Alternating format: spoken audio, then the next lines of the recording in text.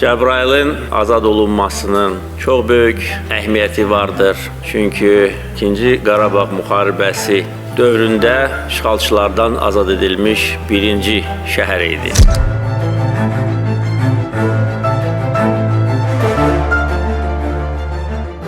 Və Cəbrayıl əməliyyatı xüsusi əhəmiyyətə malik idi.